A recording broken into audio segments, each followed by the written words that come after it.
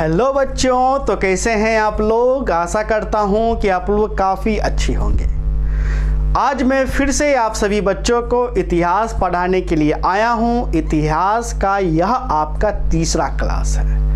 आप सभी बच्चे जान ही रहे हैं कि मैं आप सभी बच्चों को इतिहास में बेसिक जानकारी दे रहा हूं, और ये बेसिक जानकारी का यह आज अंतिम क्लास है, यानी आखिरी क्लास है।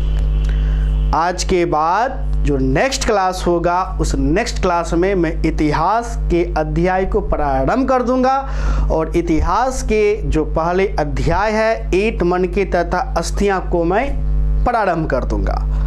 लेकिन प्रारंभ करने से पहले जो आज का अंतिम क्लास है बेसिक जानकारी, वो तो अच्छे से पढ़ लीजिए, क्योंकि आज जो मैं पढ़ाऊंगा आज आपको बहुत मजा आने वाला है, क्योंकि कंटेंट ही कुछ ऐसा है।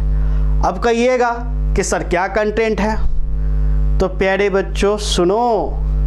जो तिथि होता है, तिथि मतलब दिनांक, जिसको अंग्रेजी में कहते हैं डेट। जैसे आज कितना डेट है, 17 जनवरी 2023। तो इस तिथि की शुरुआत कैसे हुई, इनको जानना है, ठीक है। और ये जो ईस्वी होता है, ये ईस्वी क्या होता है। जैसे मैं पूछूं कि आपका जन्म कब हुआ, तो आप कहिएगा सर मेरा जन्म 2005 ईस्वी में हुआ। अब ये ईस्वी क्या है, ये 2005 क्या है, कभी आप सोचे हैं। यदि मैं पूछूं कि तुमने कहा कि तुम्हारा जन्म 2005 ईस्वी में हुआ, अब ये 2005 क्या है, क्या 2005 पहले पृथ्वी की उत्पत्ति हुआ था? नहीं ना, हो गए ना कंफ्यूज। इसी को आज हम क्लियर करेंगे, समझ गए। ईसा पूर्व क्या होता है, इनको जानेंगे। शताब्दी क्या होता है, शताब्दी का प्रयोग हम क्यों करते हैं, आपने सुना होगा। क्या सुना? जैसे 19वीं शताब्दी में मुगल काल समाप्त हो गया था, तो शताब्दी क्या होता है, क्लास 10th में हिस्ट्री में आप पढ़े होंगे भर भर के।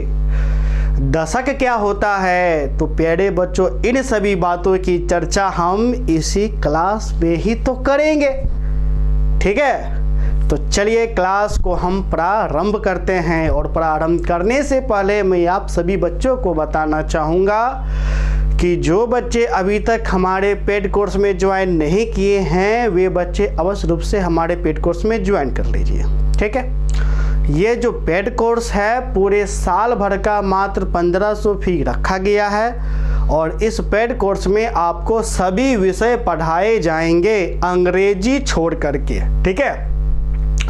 चैप्टर वाइज पढ़ाए जाएंगे, लाइव क्लास रहेगा। लाइव क्लास यदि छूट जाता है तो रिकॉर्डेड वीडियो भी मिल जाएगा, ई बुक भी मिल जाएगा, नोट्स भी मिलेगा, क्वेश्चन आंसर भी कराया जाएगा। रविवार को डाउट क्लास भी लिया जाएगा। अक्टूबर के अंत में सिलेबस को समाप्त भी किया जाएगा। आपके उम्मीद से ज़्यादा बेहतर पढ़ाया जाएगा, इसका गारंटी मैं फुल लूँगा, ठीक है। तो यदि आप हमारे पेड कोर्स में जुड़ना चाहते हैं तो आप हमें कॉल कर सकते हैं। हमारा नंबर है 70 61 50 45 52। और ये जो पेड कोर्स है उन बच्चों के लिए हैं जो बच्चे अपनी परीक्षा बिहार बोर्ड से 2024 में देंगे, 8 से देंगे, उनके लिए है, ठीक है। तो प्यारे बच्चों कक्षा हो गया 12/8 बिहार बोर्ड न्यू बैच है 2023-24 सेशन वाले बच्चों के लिए। टाइम यदि मैं समय की बात करूं तो इतिहास सोमवार से लेकर के बुधवार तक मैं आप सभी सोमवार से बुधवार मैं आप सभी बच्चों को पढ़ाऊंगा, ठीक है, 7:30 बजे शाम में। तो विषय हमारा हो गया इतिहास। इतिहास का यह आपका हो गया तीसरा क्लास। सबसे पहले हम पॉइंट लेंगे तिथि। तिथि मतलब दिनांक, ठीक है। चलिए दिनांक यानी तिथि, अंग्रेजी में कहें तो डेट, ठीक है। पहले इसका कथा सुनिए, कथा सुनिएगा ना। कभी ज़िंदगी में नहीं भूलिएगा, कभी ज़िंदगी में नहीं भूलिएगा। आप बुजुर्ग से भी पूछिए, अरे बउआ समझ जाओगे तो याद करने का झंझट नहीं होगा, तो समझने पर जोर दीजिए, क्या समझे। तो चलिए कथा सुनाते हैं। सबसे पहले देखिए, भारत में कभी भी इस तिथि पर जोर नहीं दिया गया। हमारे जितने भी विद्वान थे वे विद्वान ने क्या किया, समाज में जब जब अच्छाई हुआ हम बस अपने अच्छाई को ही याद रखें। किनको याद रखें? अच्छाई को ही। जब जब समाज में अच्छा काम हुआ बस हम अच्छाई को याद रखें, और वो घटना कब हुआ इनके बारे में कभी भी हमारे इतिहास में दर्ज नहीं किया गया। क्यों? क्योंकि उन दिनों हमें तिथि का कोई ज्ञान ही नहीं था। जैसे हमारे देश में क्या क्या घटना घटित हुआ, रामायण में राम भगवान ने जन्म लिया। क्या आपको पता है कि राम भगवान ने कब जन्म लिया? नहीं पता। क्या आपको पता है कि राम भगवान ने रावण को कब मारा? नहीं पता। क्यों? क्योंकि उस समय हमारे पास कोई तिथि का ज्ञान ही नहीं था। अब जब तिथि का ज्ञान ही नहीं था तो कोई भी घटना को हम कैसे क्रम से लिखेंगे? नहीं लिखेंगे। तो इसी प्रकार से क्या होता था, कल से परसों, परसों से तरसों होता था, 20 दिन बीत गया, ले पते नहीं। अब कौन तिथि है नहीं तिथि कुछ आता पता नहीं था। अर्थात तिथि के बारे में हमारे पास कोई जानकारी नहीं था, यानी कोई ज्ञान नाम का चीज ही नहीं था। तो इस प्रकार से दुनिया चलता था, कल परसों तरसों चलता था। ठीक है, तो इसलिए देखिएगा जितना भी रामायण है, महाभारत है, हमें उनके बारे में जानकारी तो मिलती है, लेकिन वह घटना कब घटित हुआ इनके बारे में जानकारी मिलती ही नहीं है, क्योंकि उस समय हमारे पास कोई तिथि का ज्ञान ही नहीं था। ठीक है, तो होता ये है कि आपने एक धर्म का नाम सुना होगा, ईसाई धर्म। तो ईसाई धर्म के संस्थापक थे ईसा मसीह। क्या थे? कौन थे प्यारे बच्चों? ईसा मसीह। तो जब ईसा मसीह का जन्म होता है तो ईसा मसीह जन्म के बाद इतने अच्छे कार्य करते हैं कि लोगों ने क्या किया, जो इतिहासकार थे, लोगों ने क्या किया कि ईसा मसीह को जन्म को आधार बनाया। किनको आधार बनाया? ईसा मसीह। जैसे मैं मान लो कि मैं हूं ईसा मसीह, तो लोगों ने मुझे आधार बना दिया कि हुजूर आप ही डेट है, तिथि है, जैसे ईसा मसीह। ठीक है, अब क्योंकि मेरा नाम ईसा मसीह, मेरे जन्म से पहले जो भी घटना घटित हुआ होगा उसको हम कहेंगे ईसा पूर्व। क्या कहेंगे? ईसा पूर्व। ठीक है, और मेरे जन्म के बाद जो भी घटना घटेगा उसको हम रखेंगे ईस्वी में। कहाँ रखेंगे प्यारे बच्चों? ईस्वी में। ठीक है, अब जैसे चलो एक लड़ाई, ये है ईसा मसीह। ठीक है, ये कौन है? ईसा मसीह है। तिथि का ज्ञान नहीं था, तो ईसा मसीह के जन्म को ही तिथि का क्या माना गया? आधार। अब ये हो गया जीरो। क्या हो गया? जीरो। अब ईसा मसीह का जन्म लिया तो जन्म के समय तो ईसा मसीह तो बौआ होंगे, नूनू होंगे, है कि नहीं?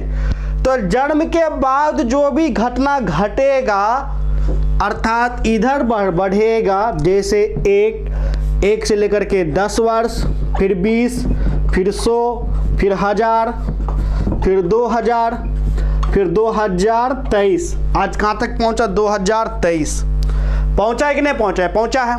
ठीक है, तो ईसा मसीह के जन्म के बाद जो भी घटना घटेगा उसे हम कहेंगे ईस्वी। क्या कहेंगे? ईस्वी। तो ईस्वी ईसा मसीह के जन्म के बाद की घटना को हम कहेंगे ईस्वी। जैसे मान लो, जैसे मैंने पूछा बउआ तुम्हारा जन्म कब हुआ? तुमने कहा सर जी मेरा जन्म हुआ 2005 में। 2005 में हुआ होगा, हमको पता है, आप सभी का 2005 में जन्म हुआ होगा। तो आपने कहा कि सर मेरा जन्म हुआ 2005 ईस्वी में, तो इसका क्या मतलब? इसका मतलब यह है कि ईसा मसीह आपसे 2005 वर्ष बड़ा है। क्यों? क्योंकि ईसा मसीह के जन्म के 2005 वर्ष के बाद आपका जन्म हुआ। आपका जन्म कब हुआ? ईसा मसीह के जन्म के 2005 वर्ष के बाद आपका जन्म हुआ। तो ईसा मसीह के जन्म के बाद की न घटना है, पहले की तो घटना नहीं है, इसलिए हम यहां लगाएंगे 2005 ईस्वी। अब जैसे जैसे समय गुजरेगा 23 से 24 होगा, 24 से 25 होगा, 25 से होते होते जब तक पृथ्वी नष्ट ना हो जाए तब तक ईस्वी ही चलेगा कि नहीं चलेगा? चलेगा। चूंकि हम रहे या ना रहे, आप रहे या ना रहे, समय निरंतर चलते जाएगा।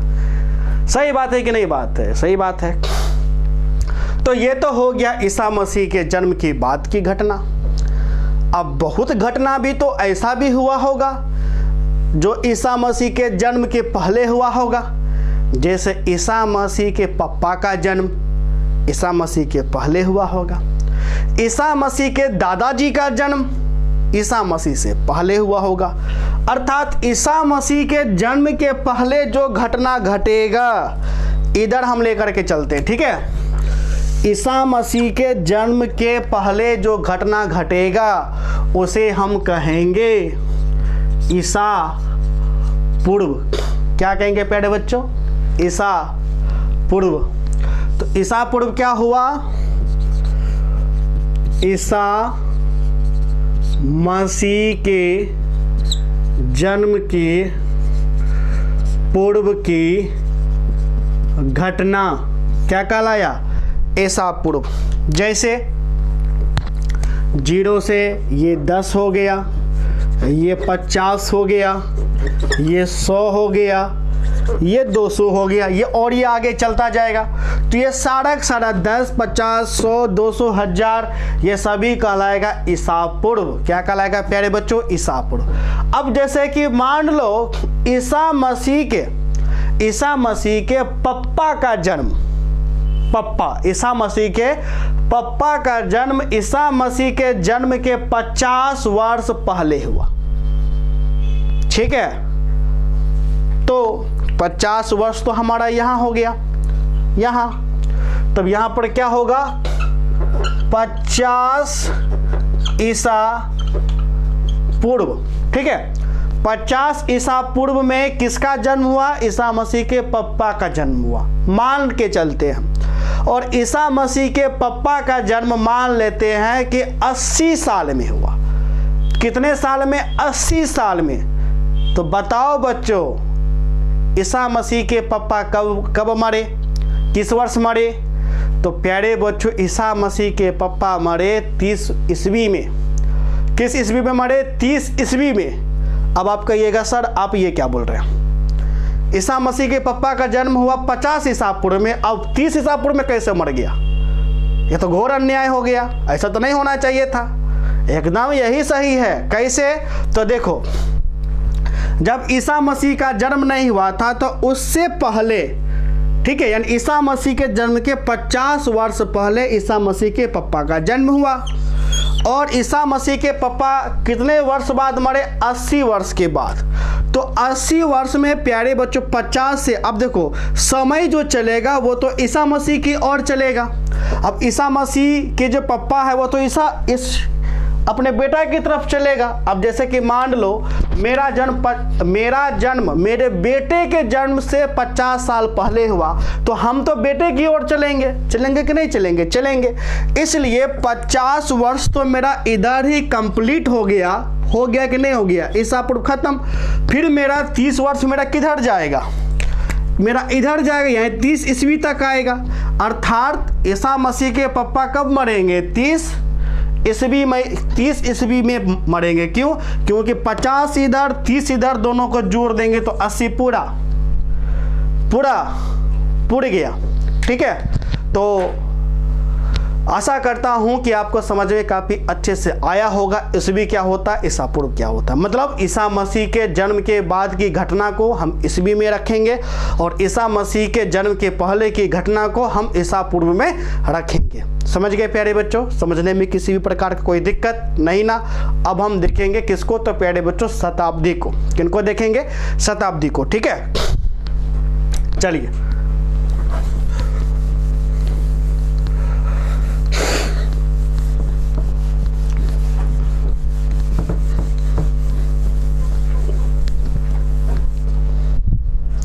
देखिए,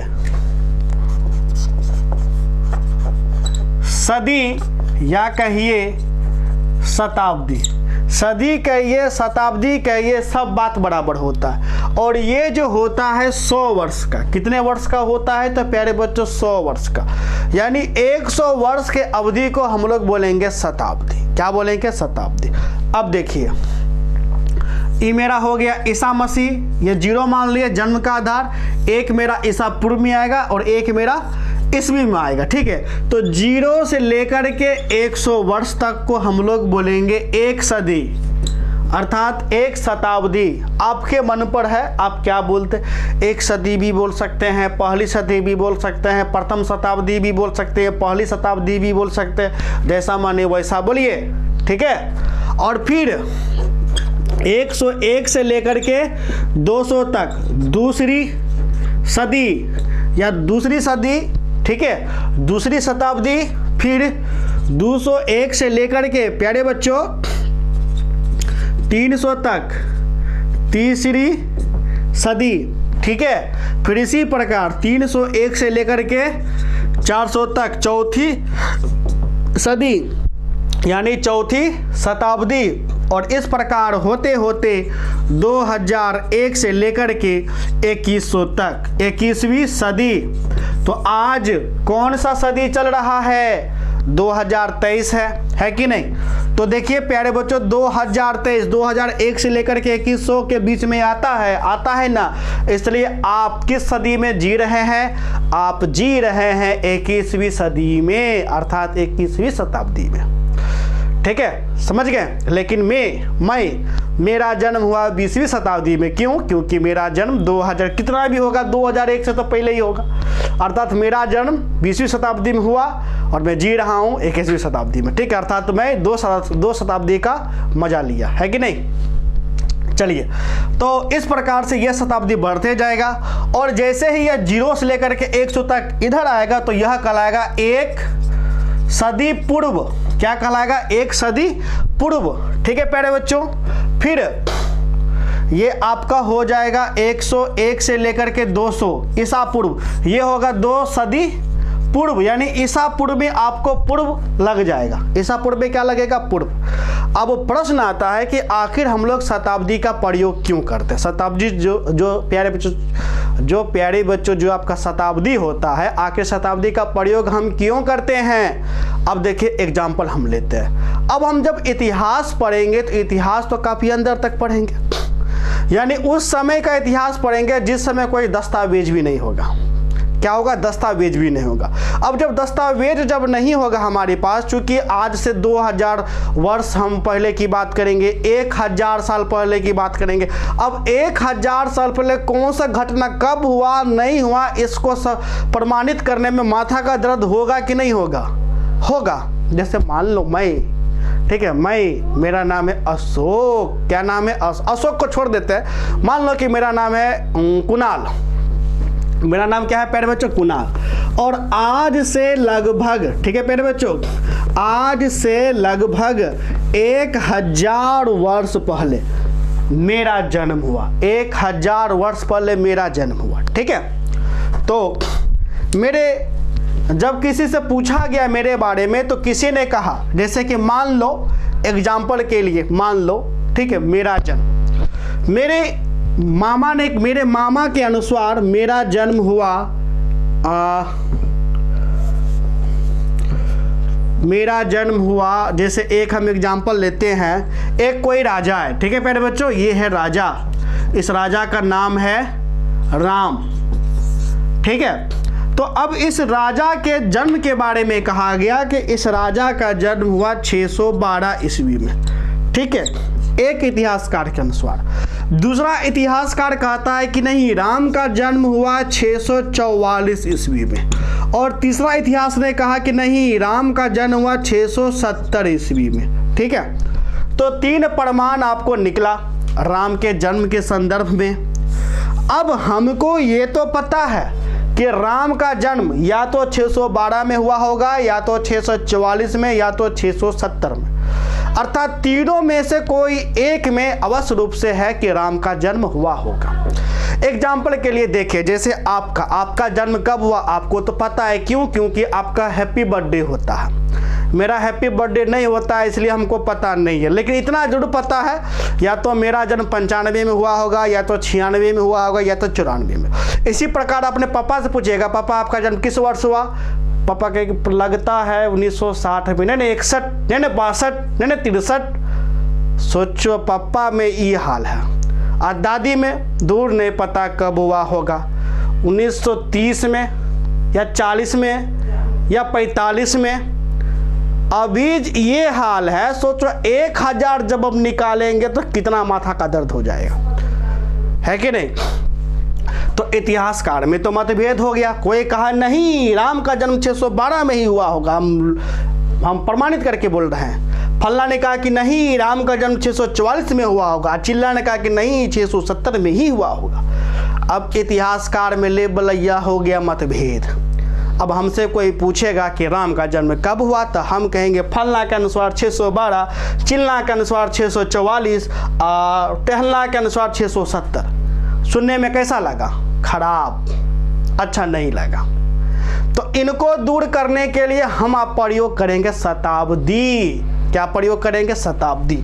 जैसे देखिए 0 से 100 एक सदी यानी एक शताब्दी, 101 से 200 2 सदी यानी दूसरी शताब्दी, 201 से 300 तीसरी शताब्दी, 301 से 400 चौथी सदी, 401 से 500 पाँचवीं सदी, 501 से 600 छठी सदी, 601 से 700 सातवीं सदी। ठीक है। अब प्यारे बच्चों, मैंने कहा कि राम का जन्म 7वीं सदी में हुआ, अर्थात 7 शताब्दी में, 7वीं शताब्दी में राम का जन्म हुआ। मैंने क्या कहा? हमसे पूछा कोई कि राम का जन्म कब हुआ, मैंने कहा राम का जन्म 7वीं शताब्दी में हुआ। अब जैसे ही मैंने बोला 7वीं शताब्दी, मतलब 601 से लेकर के 700 के बीच में राम का जन्म हुआ होगा। अब देखो 601 से लेकर के 700 में 612 आ रहा है, 644 आ रहा है, 670 आ रहा है, तीनों आ गया। तो देखो उत्तर कितना परफेक्ट सुनने में लग रहा है। राम का जन्म 7वीं शताब्दी में हुआ। कितना बेजोड़ बात हो गया, है कि नहीं?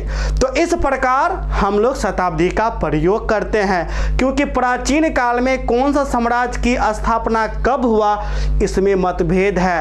अंग्रेज कब आया इसमें भी मतभेद है कि नहीं? मुगल साम्राज्य की स्थापना कब हुआ, सभी विद्वानों में अलग अलग मत है। इसलिए जब मतभेद होता है तो हम सामान्य रूप से शताब्दी का प्रयोग कर लेते हैं। इसमें लगभग में क्या आपका यानी कि सभी दिनांक, जैसे यहाँ मतभेद हो गया, शताब्दी का प्रयोग कर ले तो आपको आ गया। ठीक है। तो इसलिए हम लोग किनका तो शताब्दी का प्रयोग करते हैं। ठीक है। तो शताब्दी मतलब 100 वर्ष का आपको हो जाता है। तो इसलिए आपको इतिहास में शताब्दी का प्रयोग देखने को मिलता है। दशक का मतलब होता है, दशक का मतलब होता है 10 वर्ष, हालांकि यह आपके एग्जाम में नहीं रहता है। ठीक है, समझ गए? तो प्यारे बच्चों यहाँ तक, ठीक है, यहाँ तक आपका बेसिक क्लास रहा। आशा करता हूँ कि आपको समझ में काफ़ी अच्छे से आया होगा। नेक्स्ट क्लास में प्यारे बच्चों मैं आपको अध्याय को प्रारंभ कर दूंगा। तो मिलते हैं नेक्स्ट क्लास में, तब तक के लिए धन्यवाद। बाय, जय हिंद।